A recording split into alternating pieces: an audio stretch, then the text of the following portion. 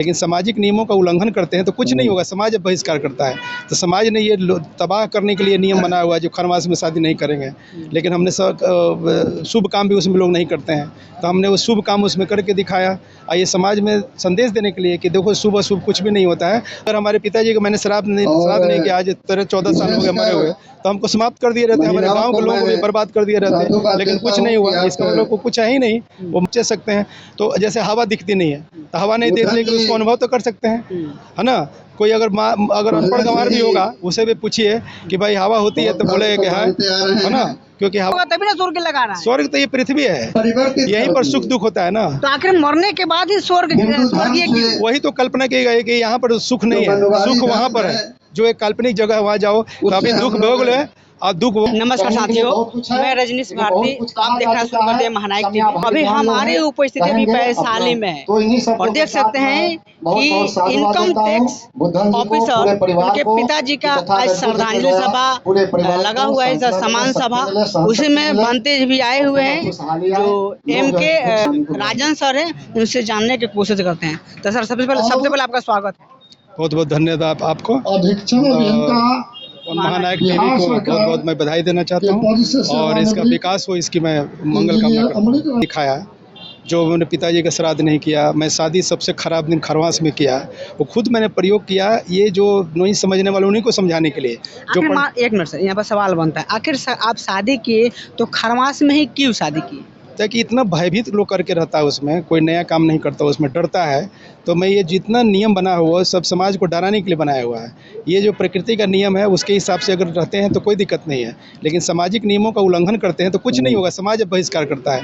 तो समाज ने ये तबाह करने के लिए नियम बनाया हुआ है जो खरमास में शादी नहीं करेंगे, लेकिन हमने शुभ काम भी उसमें लोग नहीं करते हैं, तो हमने वो शुभ काम उसमें करके दिखाया। ये समाज में संदेश देने के लिए कि देखो शुभ अशुभ कुछ भी नहीं होता है। अब दिन प्रकृति का बनाया हुआ, चाहे संडे मंडे हो या कोई भी महीना हो, सब प्रकृति का बनाया हुआ है। किसी भी दिन तुम भी कोई भी काम करो, कोई शुभ अशुभ नहीं। लोग डरते हैं तो क्या आपको डर नहीं लगता है? मैं वैज्ञानिक हूँ और डर किस चीज से लगेगा, जो रहेगा उसी से डर, इंसानों से डरते हैं, बाकी कोई आत्मा परमात्मा भूत पिशाच कुछ होता नहीं है। रहे तो दिखाई देगा। हिंदू रीति रिवाज में जो सिस्टम बना दिया गया है तो उसमें तो लोग डरते ही हैं। तो आपको कैसे पता चला कि हमको नहीं डरना चाहिए? तो हम तो देखो प्रयोग करके आपके सामने दिखा दिए कि कैसे आप नहीं डरे।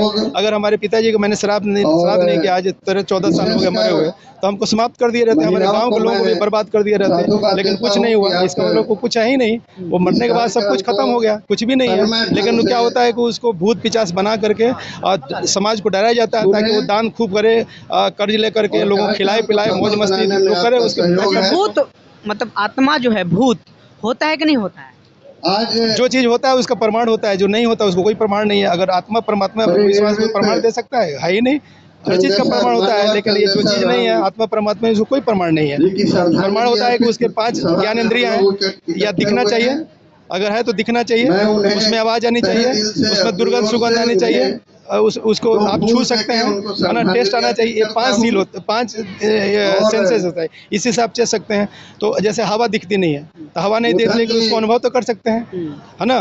कोई अगर अनपढ़ गंवार भी होगा उसे भी पूछिए कि भाई हवा होती है तो बोलेगा कि है ना, क्योंकि हवा दिखती नहीं लेकिन उसको फील किया जाता है। लेकिन किसी से पूछिए, कोई पढ़ा लिखा विद्वान हो, अगर पूछिए कि आत्मा परमात्मा है तो कोई नहीं बताए, क्योंकि उसका प्रूफ कोई प्रमाण नहीं। सिर्फ उसी से डराया जाता है जिसका कोई प्रमाण नहीं, और उसी का जिसका माने कोई प्रूफ नहीं है उसी से समाज को डराया जाता है, और जिसका प्रूफ है उसे कोई डरता नहीं है। जब मान लीजिए जब ये चीज ऐसा है तो आखिर इसको प्रचार प्रसार इतना जोर शोर से क्यों किया जाता है? कुछ समझदार लोग जो लोग समाज के जो तेज तरार के लोग हैं जो कुछ काम नहीं करना चाहते, उन्हीं ने इसका प्रचार प्रसार किया है और लोग परेशान होते हैं वैसे चीज कारण से। अब जैसे मान लीजिए मौत हो गई है, वो रो रहा है, समाज परिवार दुखी है, परेशान है, अब उससे कर्जा लिखवा करके उसके पैसे पर मैंने खूब खाते हैं, एंजॉय करते हैं, तो ये गलत है कि नहीं? तो वो जो बनाए हैं जो नियम, वो कितना समझदारी से किए हैं या किस चालाकी से किए हैं, आप समझ सकते हैं। जिस प्रकार से लोगों ने बना दिया है, कुछ लोगों ने बना दिया है कि मरने के बाद में लोग स्वर्ग में जाते हैं,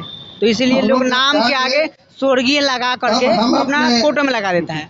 तो आखिर सर स्वर्ग कहीं होता होगा तभी ना स्वर्ग लगा रहा है। स्वर्ग तो ये पृथ्वी है, यहीं पर सुख दुख होता है ना। तो आखिर मरने के बाद ही स्वर्गीय क्यों? वही तो कल्पना की गई कि यहाँ पर सुख नहीं है, सुख वहाँ पर है, जो एक काल्पनिक जगह है, वहाँ जाओ तो अभी दुख भोग ले और दुख भोगने के बाद जो है तुम वहाँ जाओगे तो तुम्हें सुख मिलेगा। वो टोटल कल्पना है, वो तो कहीं है नहीं। ऊपर जाइए आसमान में क्या है, रॉकेट, सारा वो तारे ग्रह नक्षत्र है, वहाँ तो कहीं कहीं स्वर्ग नहीं है। जितना रॉकेट ऊपर जा रहा है, सब सैटेलाइट जा रहा है, कोई फिर मान लीजिए ये सब पंडा पुजारी को जो आलोक श्रद्धांजलि सभा कराने आते हैं पंडित जी लोग, आखिर उन लोग को भर भर के दान दिया जाता है, तो क्यों दिया जाता है, किस लिए दिया जाता है? अब जिनको विश्वास है वो देते हैं, जिनको विश्वास नहीं होता है वो नहीं देंगे। उनको डर रहता है कि अगर नहीं देंगे तो आत्मा स्वर्ग या नरक में खाना नहीं मिलेगा, बैठे हुए लोग, इसीलिए लोग देता है। हर लोग मान लीजिए हमारा जो दर्शक देख रहा है, लास्ट सवाल है सर, हमारे जो दर्शक देख रहे हैं उन लोगों को क्या संदेश दीजिएगा? मैं यही संदेश दूंगा, जो सत्य है उससे चलिए, है ना, गलत काम मत कीजिए।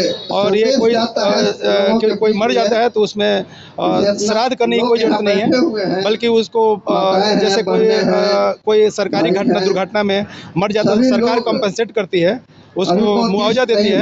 उसी तरह किसी घर में अगर किसी की मौत हो जाती है तो उससे खर्चा नहीं करवाना है, बल्कि सभी लोग जाएं, जो क्षति है उसको लोग उसी को दान दें, न कि उससे खर्चा कराएं, बल्कि हमको उसको कम्पेंसेट करना है। हम ये चाहते हैं कि समाज जाए तो उसको खर्चा ना करे, बल्कि समाज उसको जो उसका नुकसान है उसको क्षतिपूर्ति करे, उसको 100, 50 हजार, 2000 देना मदद करे, तो उसको कुछ आर्थिक लाभ हो। तो ये मैं चाहता हूँ, न कि उसको दुखी परिवार को मैं लुटवाना नहीं चाहता हूँ। यही मेरा संदेश है। लेकिन सर यहीं पर देखिए ना कि जो लोग समझदार हैं, जो लोग समझ रहा है कि ऐसा करने से कोई फायदा होने वाला नहीं है, लेकिन उसके बाद भी वो करने से क्या लाभ? वो ईमानदार नहीं है, वो ईमानदार नहीं है।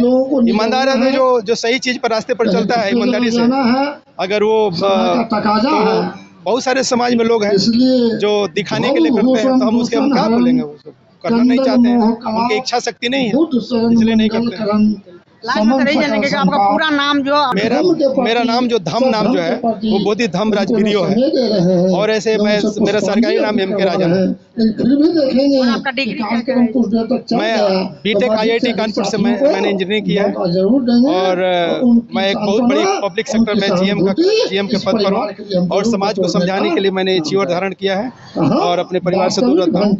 और मेरा परिवार है जिसमें मेरा बेटा जो है पायलट है इंडियन एयरलाइंस में, और बेटी फैशन डिजाइनर है, दिल्ली मेरा घर है, और मैं यहाँ सिवान का रहने वाला, मेरा जन्मस्थान सिवान है। तो साथियों देख सकते हैं कि अभी हमारे साथ में भंते जी जुड़े हुए थे, जो तमाम कहने के लोगों के अंदर में जो भरम है, वो भरम को तोड़ने के पीड़ा उठाए हुए हैं। लगातार लोगों को बताते हैं, समझाते हैं कि लोग इस ब्राह्मणवादी व्यवस्था से बाहर निकले।